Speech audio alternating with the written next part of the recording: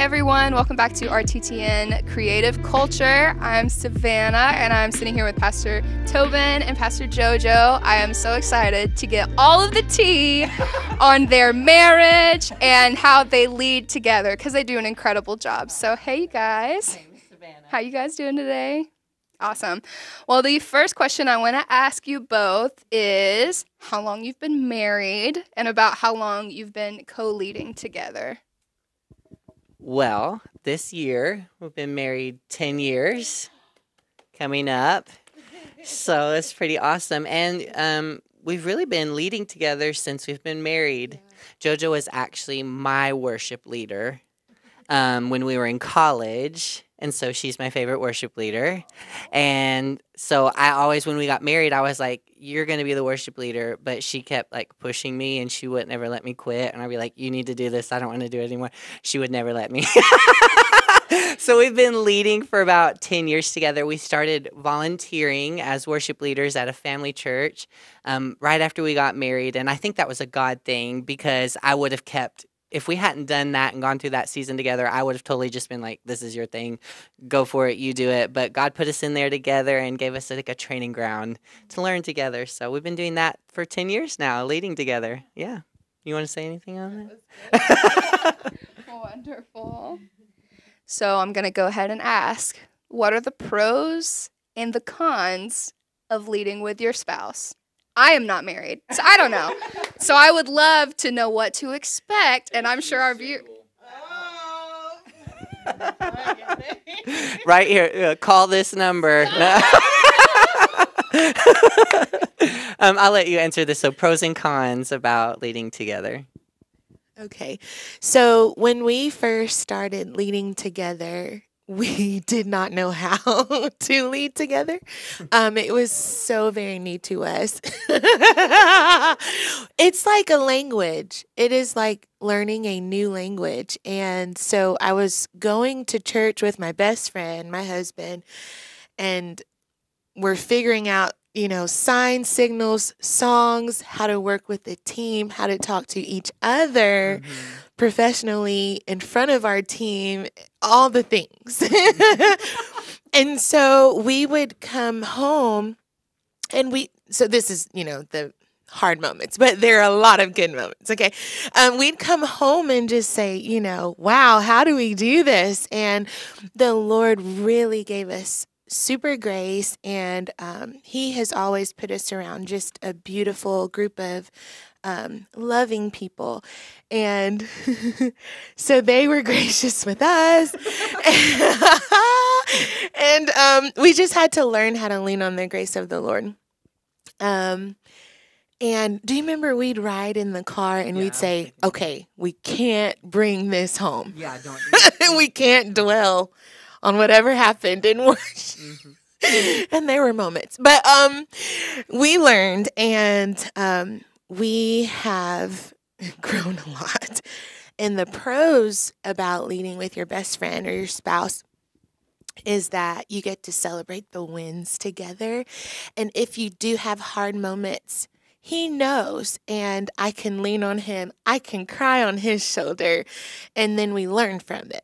So we no longer melt in the bad, but we grow from it, and then the cons are just celebrating. We'll lay on our pillows at night just celebrating the team, what God did in a service, and on and on and on. But yeah, it's pretty great. Love that. Very encouraging for all of our singles out there who might end up marrying another worship leader. And so that kind of perfectly leads into the next question. You kind of answered it a little bit, but we'll dive into it a little bit more. But people always say that you need to separate your job and your personal life. But how do you do that? Because I think a lot of people look at ministry. Yes, it can be a job, but it's a different kind of job. So not only are you working together, you're married to each other, and so your personal life and your job can kind of mix up. Yeah. So is there a part of you both as a couple that separates that? You find ways to separate it, or does it all just kind of mesh together? It definitely meshes together. But Jojo alluded to it earlier, and something that we decided to start doing was after church, good or bad, we decided not to talk about service. That's something that, which, I mean, we give or take, it's not like a law, but we try to get in the car after service and go on and live life. And this was more so for our kids, I think, because we found that in the moment during worship, you just are totally surrendered. You're giving your whole heart.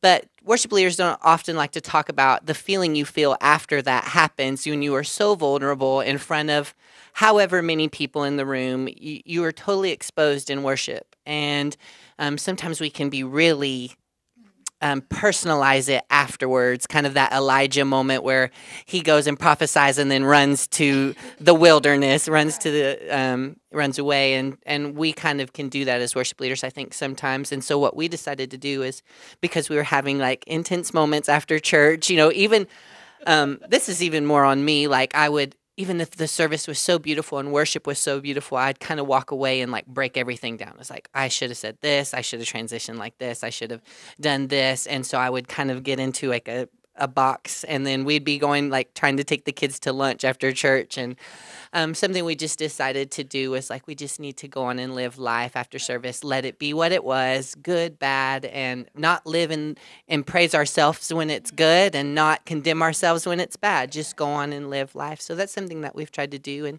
on that same note, because I work at the office at the church and JoJo stays home with the kids, but we still work together, and she works actually a lot from home doing church things. And there was a season, because church can be so busy, we can find ourselves here every day when there's revival seasons or prayer seasons and conference seasons. We can be here Monday through Friday, 9 or 10 hours every day, 12 hours sometimes. And so I would get home and JoJo would be like, so what happened? And I'm spent out, and I've just poured everything out. And so we had the conversation about like, when we come home, let's let that be home time. And let's talk about school. Let's talk about the kids. Let's talk about life and do life together. And I think you do have to separate that on some level,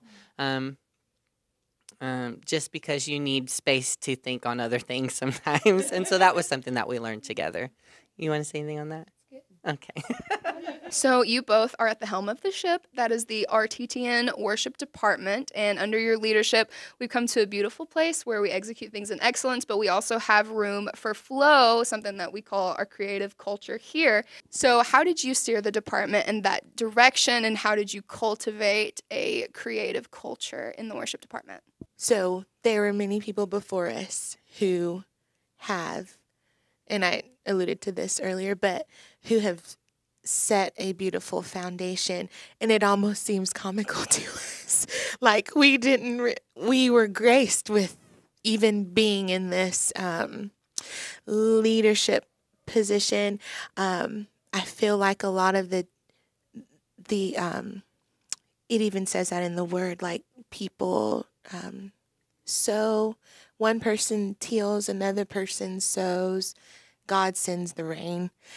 And I feel like we've been in the rain, and a lot of the hard work has been done before us, honestly. And we've been graced to be able to step in the rain season, and to God be all glory for that. And so our job is to continue to steward that. When God sends the rain, we know the glory goes to the Lord, and we know that He sent it. And for those who are coming after us, just to remind them that it's the Lord who sends the rain, and to be grateful for those who plowed. They plowed. Mm-hmm. They plowed. And even for, I didn't even know I was going to go here, but for even us to be here, you see different kingdoms represented, or different nationalities represented under one kingdom. Like someone plowed for us to do that. Yeah. And so we give God the glory for the rain that He's sent, so that the ship can sail and not sink. So it's the Lord. It's the Lord. So good. And even kind of tagging off of that, the racial diversity, that just shows that we have the freedom to be who we are. And we try to celebrate that among the rest of the team in creating that safe, creative place for people to be diverse and to be unique. And we're trying to grow in that. It's not something that you achieve overnight, but we're pressing into that. Like, we want you, Savannah, when you lead worship, to feel like I'm Savannah and this is my fingerprint in worship and this is who I am in worship. And so we're trying to celebrate diversity, and I think that enhances creativity. Wonderful. Well, you both do an incredible job. You make us all feel so comfortable and like we're able to learn and experience new things and try something maybe we wouldn't normally do, like when everyone started scheduling me for guitar when I didn't want anyone to know that I played it. So you definitely encourage us all, and it's wonderful. So the RTTN Worship Department is flourishing with creative songwriters. And we are so blessed to have a team of really incredible songwriters. And the question I want to ask is, when one of us comes to you with a song, how do you discern what might be for the house and what also might just be for the person? That's a great question, Savannah. We get songs all the time, every week, from different people in the department. And it does sometimes feel like, how do we filter through what belongs to the house or belongs to the person personally? And we've been trying to encourage our team also, that even if it's not for the platform of RTTN Church, that each person has their own platform and sphere, and our team needs to be releasing content, even if it's not through the church's platform, because we do have so many gifted, talented writers. You're included in that, and we encourage that. We know that not every song is an RTTN song. One reason is because even style, like for example, our church just has such a specific, dynamic, big musical culture. Before Jojo and I came here, we were singing all like pretty and soft songs, and then we're pushed into this realm now where we're declaring through song, and that's been a great breakthrough for us. But we've really pressed into a different genre, style, delivery of song and music. And so a lot of times we get songs that I feel like are for that secret place, for that quiet place. Like, I can listen to this in my car, I can listen to this in my room and pray. But is this a song that is congregational? Because we're in a room of however many people, and we're trying to lead all of them corporately to sing together, and not so much just listen to music, but to engage and be a part of music. So that sometimes has to do with style and genre. And you have to think about that as a worship leader wherever you are. If you're leading worship to a group of people that are over the age of 60 and you're a young 20-year-old person, you have to engage in a style that you wouldn't necessarily do on your own, because you're leading the people in the room to engage with God. And it's a challenge. That's really a challenge beyond songwriting. But so sometimes I have to weigh that. What fits the culture here and the house here, and what season are we in that these declarations have to be released? And then we also kind of implemented a rule that we co-write everything within the team. And that kind of, because when I write a song by myself, I feel like it's my baby, and it's very personal, and it belongs to me. That's just the feeling that you have when you write a song. But when you co-write, there's a co-ownership and a camaraderie and a fellowship of writing. And so that's something we've implemented. So when somebody brings a song to the team, we kind of say, hey, let's work on this together. Let's bring somebody else in the circle, even if it's not me, but somebody on the team, to co-write on this. So it doesn't have so much of like a this belongs to me feeling, but like this belongs to all of us. So that's navigating the songwriting process, which can be interesting at times, but we want to encourage songwriting, and we're still stepping into that. So in our worship services, like we've talked about in a few of our other videos we've put out about the creative culture here, we do like to do things in excellence. Everybody is prepared. They know their part. They know the songs. Why don't you both kind of talk us through those moments, like in Soundcheck, for example, where it's a teaching opportunity for some of the leaders that may not feel super comfortable in like spontaneous moments, in the flow moments. How do you create an atmosphere where there's a feeling of safety, like they can do well or mess up, that kind of thing? Yeah. Okay. We've talked a little bit about this, but sound check is just as much worship as the worship services, and sometimes our sound checks are better than service because there is a freedom there, and the pressure of not feeling eyes on you, and you tap into that space where it's just you and God. And something that we do and say to the worship leaders is, hey, you're leading this song at this point, we're following you, we trust what you're feeling, and we run that in sound check because sometimes getting together with the team and doing it for real, that may be the first time you've really sang the song out, or first time you've really led or flowed in that vein, and you just have to get out there and do it. And you may step out and be like, I didn't. In sound check, you may be like, I'm not feeling it now. That's not where I want to go. And it's good to practice that flow, even at home before you get to church. Practice the flow so that you feel confident where you feel like the Lord is leading you. And sometimes people will say, hey, I had a dream last night, or I feel like the Lord woke me up in prayer this morning and gave me something very specific. And we like it when people come to us and say, hey, I'm feeling this. Would it be okay if I released this? And usually we're like, yeah, go for it. And then in the moment, spontaneously, we've encouraged our team, like for that kind of structure, the chain of command kind of moment, so that everybody's not speaking out like, I have a word, and that they just come and tap us on the shoulder and say, hey, we're feeling this, and I really strongly feel like this is what God is doing. And people have done that, and then we have to determine, like, is this the moment to release that? And or whoever is leading the service that day has to decide in that moment, because so many things are happening, and you have to make that split-second decision. But to practice that, or to know ahead of time, you don't have to do everything off the cuff for it to be spiritual. Sometimes it is something that the Lord has been speaking to you all week, and you've been scheduled to lead a song, and God has been speaking to you all week, and ahead, and that's okay to let it out and practice it before you get there, I think. I agree with everything you said. And we've evolved as a team in the flow moments and creative moments, especially during corporate worship. I remember there is a season where we were so excited that everyone was like singing a song to the Lord. We're like, yes, sing a song to the Lord. And there would be times where sometimes like one person would sing while another person would sing. And we just had to learn and grow with the Lord in that sometimes there are healthy boundaries in flow, just like a river bank. A river flows, but there are boundaries for the river, and it's healthy. It's not bad. And so, for example, if we have Savannah leading a song, she is the one who has the authority in that moment to lead on in that song.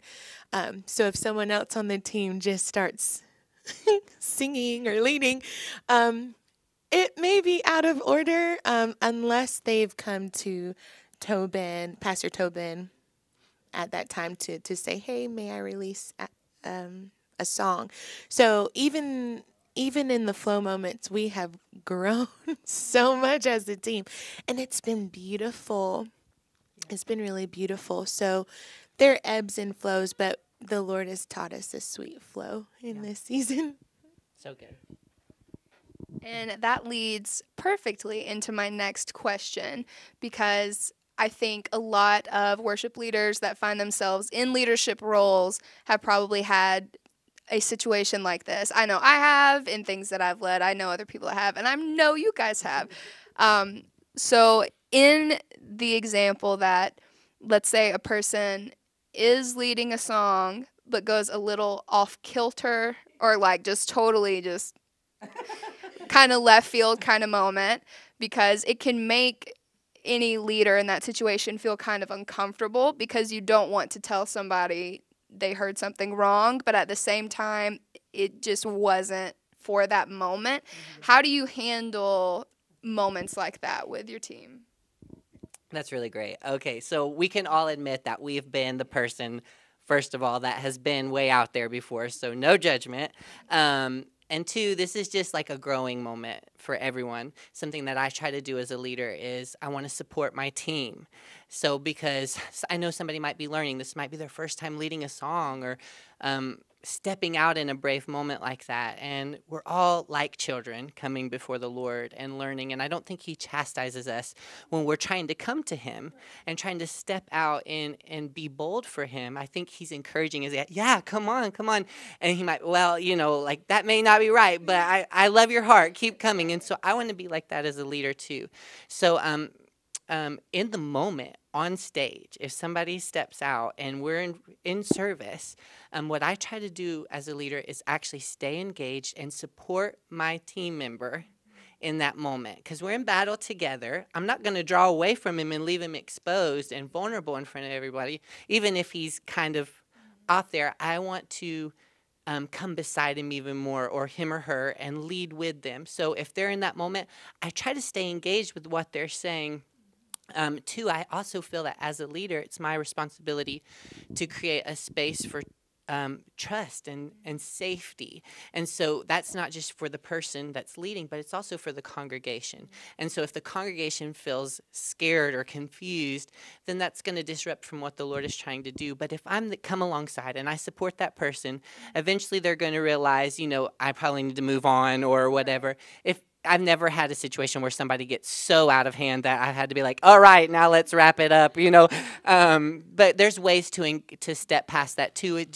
I may come along and say, yes, hallelujah, and continue the song on. There's ways to kind of gracefully move past that moment. But what I want to do as a leader is just, even if they're off, I can still come alongside them in that moment and worship with them. And I know we're going to get past that. God's truth reigns over any confusion or anything like that. So that's a simple way as a leader to still encourage them. And if it's a continual pattern, because that happens, if somebody always does something and every time they have to give this kind of expression, then that's a behind the scenes moment where you just come alongside them and say, hey, don't feel the pressure to do this every single time. Like sometimes it's okay to just sing the song, and the song is powerful too, and the words in that are powerful. I trust you and I want you to grow as a leader, but don't feel the pressure to always have to push. Or I've even had to tell myself that, like, let's just sing the song sometimes. And that's just a growing thing. But you have to have safety to grow. I believe that. Do you want to say anything on that one? Sure. Really quick. Also know the environment that you're singing in, because some churches may love it and some churches may say just sing the song. And because, for example, I went to a wonderful church, and at the time I was told just sing the song. Do not, what is the word? Exhort. Yeah. And so when I did come to a church like Redemption, I had to reteach myself. So be ready as a leader to learn, relearn for every season, because flow is going to look different in different congregations, and it's okay. Both are okay. It's all beautiful. It's the body. So yeah, that's good. Wonderful. I really liked listening to your opinions on that, because I think a lot of people, like I said earlier, probably, because you don't want to discourage anybody, you want to encourage. And it's like when you are in the leadership role and then you see somebody on your team excel, it's like a victory for everybody. You're like, yes, this is it, So it's really encouraging to know that it is all about learning, and we're all learning, and we all go to the left field, So to end things today, I'm going to ask you one more question, and that is just, do you have any words of encouragement for married couples, dating couples that might be on the same worship team, single people like me, What are some words of encouragement that you can give to them about being confident in creative culture? Just that it's a journey. If you're married and you're leading worship together and you're figuring things out. It is such a beautiful journey and process, and we've been through highs and lows, but the beautiful thing is we've committed and are in covenant to see the finish line together. And so we just encourage you, don't ever give up. Stay together, fight to lead together and to be the example. And that was something we always wanted, to be an example of what love looked like and what leading together looked like. And so we're trying to do that and grow in that. I want to encourage you just to keep fighting for that. Fight for your marriage, fight for your family, fight for unity, and keep pressing towards that. I love what he said about fight for unity.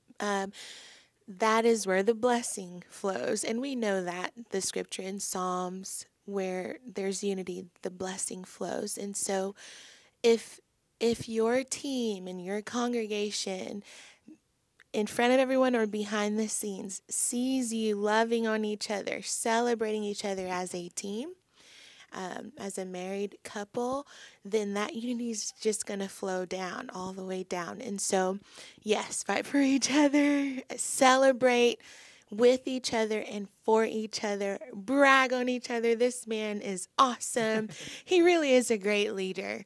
And I've had to take a step back almost in some seasons just to see how awesome of a leader Tobin is. And I believe the Lord did that on purpose. So celebrate one another, and then that's just going to flow off to your team. And for you singles, y'all are awesome. We were single once. We won't forget that. Cherish that season because God's growing you, and you don't have to have a mate or a partner to be great in leading worship or in any sphere of influence. God has a plan for you right now. And I would challenge and encourage you to be in the moment now. When he's got you leading a song, you be in that moment. You sing the song of the Lord. Be creative if he opens up your mouth to sing Yahweh or Jehovah is good. Sing the song of the Lord and be in the moment now. When your Boaz comes, then y'all will compliment one another greatly. But before then, you be the Esther or the Boaz before then, and just know that God is for you and you're in union with him. That's the most important union. And when that unity is strong, that too flows all the way down. Wonderful advice, especially the last part, JoJo. I appreciate that. And we just want to thank all of you for joining us in these incredible conversations with members of our team. This has been RTTN Creative Culture, and remember to stay creative.